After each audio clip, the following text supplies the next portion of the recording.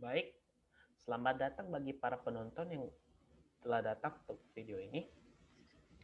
Pada saat ini, video ini kita akan membahas tentang soal mekanika fluida bab 9 dari buku Monson, yaitu berjudul Flow over Immersed Body. Sebelum saya lanjut, saya akan memperkenalkan nama saya Samuel Antonius Kembaran, NIM 1904011112, jurusan Teknik Mesin, Fakultas Teknik, Universitas Sumatera Utara.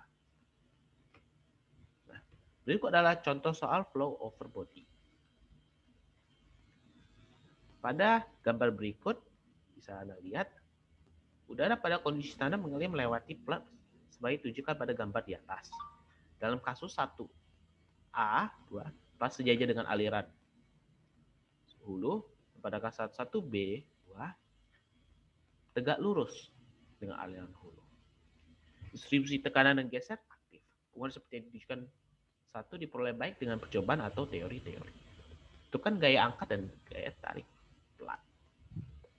Nah, sebelum kita menjelaskan, kita lihat dulu dasar teorinya. Nah, gaya resultan dalam arah kecepatan hulu disebut dengan drag. D, dan gaya resultan normal ke hulu kecepatan disebut lift. Hasil tegangan geser pada dan distribusi tekanan dapat diperoleh dengan mengintegrasikan pengaruh kedua besaran ini pada permukaan benda. Seperti pada gambar berikut. Pada X dan Y, komponen gaya fluida pada elemen area kecil dA adalah dfx sama dengan pdA cos theta, tau W dA sin theta, dan kalau dfy sama dengan negatif pdA sin theta ditambah tau W dA cos theta. Nah, dengan demikian, komponen net X dan Y dari gaya pada objek adalah berikut ini. Kita integralkan dfx dan dfy. Nah, untuk D kita integralkan dfx, drag ya, dan lift L kita integralkan dfy. Nah, kita kembali ke soal. Untuk salah satu orientasi sifat, gaya angkat dan gaya hambat diperoleh secara bersamaan. Diperoleh dari persamaan. Drag dan lift dengan plat sejajar dengan aliran hulu memiliki di permukaan atas dan di bawah permukaan. Sehingga gaya angkat dan gaya hambat diberikan adalah berikut. Maka hasilnya adalah lift 0. Berarti tidak ada lift dong. Dan drag adalah 2 integral TOP tau W dA. Nah, berdasarkan hal itu, bahwa simetri geser distribusi tegangan sama pada permukaan atas dan bawah. Seperti juga tekanannya. Tidak ada lift yang dihasilkan, maka plat tidak naik dari bawah. Dengan distribusi tegangan geser yang diberikan, maka drag-nya adalah 0,0992 pound. Nah, coba kita dengan plat tegak lurus, maka drag lift-nya tetap 0. Dan drag-nya malah tidak 0. Justru jadi persamaan tersebut apa? Ada. Nah, sekali lagi tidak ada gaya angkat seperti persamaan tadi, hitungan tadi, dan gaya tekanan bekerja sejajar dengan aliran hulu 1 ke arah apa ya? Bisa tadi kita lihat gambar itu tadi tekan. Inilah aliran hulu. Ya otomatis ya drag lah di sini. Karena ya tidak ada lift. Karena kan dia kan tegak lurus dari permukaan. Kecuali tadi dengan kasus gambar A1, ya kan apa? Disinilah aliran hulunya melewati. Dan dia melewati atas badan dan bawah badan. Nah, karena kebetulan ya kita melakukan perhitungan pada sebelumnya bahwa baik begini tidak ada lift, maka dia tidak akan mengangkat. Sudah pasti ini tidak akan mengangkat.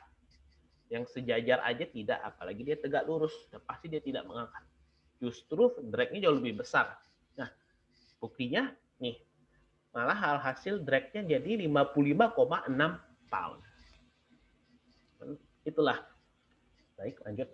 Nah, kita balik lagi ke teori. Tanpa informasi rinci mengenai tegangan geser, distribusi tekanan persamaan di atas tidak dapat digunakan. Inilah persamaannya.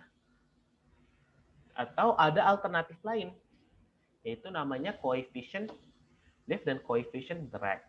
Atau bahasa Inggrisnya lift coefficient atau drag coefficient. CL lift ini adalah panjang dibagi setengah PU kuadrat A. Dan CD-nya adalah drag dibagi setengah PU kuadrat A. A itu luas area ya.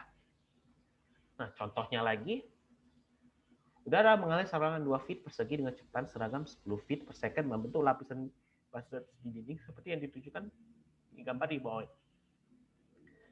Dasar teorinya adalah cairan dalam wilayah inti di luar batas layer mengalir seolah-olah tidak terlihat. Dari perhitungan lanjutan itu ditentukan bahwa untuk aliran ini perbedaan lapisan batas ketebalan diberikan oleh inilah 0,007 kali X pangkat setengah. Kita balik lagi ke teori. Nah, struktur dan ketebalan lapisan batas pada plat datar. Ada berbagai variasi ukuran lapisan batas dan struktur aliran di dalamnya. Bagian dari variasi ini disebabkan oleh bentuk objek tempat lapisan batas terbentuk. Jika bilangan Reynolds besar, maka fluida di lapisan batas yang relatif tipis di plat akan merasakan efek plat. Salah satu ciri khas aliran turbulen adalah terjadinya percampuran partikel fluida yang tidak teratur. Untuk aliran laminar, percampuran hanya terjadi pada skala molekuler. Tujuan dari lapisan batas adalah untuk memungkinkan fluida mengubah kecepatannya dari nilai hulu U menjadi 0 di permukaan.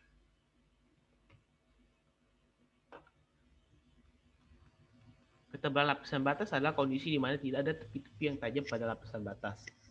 Nah, ketebalan perpindahan lapisan batas, laju aliran di setiap bagian akan sama. Maka jika benar, inilah rumusnya. Di mana B adalah plat lebar. Jadi, inilah hasil rumusnya. Definisi ketebalan lapisan batas lainnya dalam momentum lapisan batas yaitu kondisi yang sering digunakan untuk menentukan hambatan pada suatu objek. Sebuah definisi dalam flux momentum ini untuk aliran lapisan batas angkor pada plat lebar B diberikan oleh rumus ini, yang menurut definisi adalah flux momentum dalam lapisan kecepatan seragam U dan ketebalan theta. Adalah rumusnya. Kita balik ke soal. Maka untuk menentukan kecepatan U sama dengan U dan X dalam satuan luar lapisan batas, kita harus mengasumsikan aliran yang tidak dapat dikompresi. Inilah ya. Nah, menurut definisi ketebalan perpindahan, flow rate di seluruh bagian 2 sama dengan aliran seragam dengan kecepatan U yang melalui saluran dindingnya telah dipindahkan. Nah, maka inilah persamaan yang kita pakai dengan pemeriksaan persamaan 1 dan 2 menjadi, atau kita sederhanakan menjadi U sama dengan ini. Baik, sekian dari video pada hari ini. Terima kasih untuk sudah menonton dan semoga hari Anda memiliki hari yang baik. Terima kasih.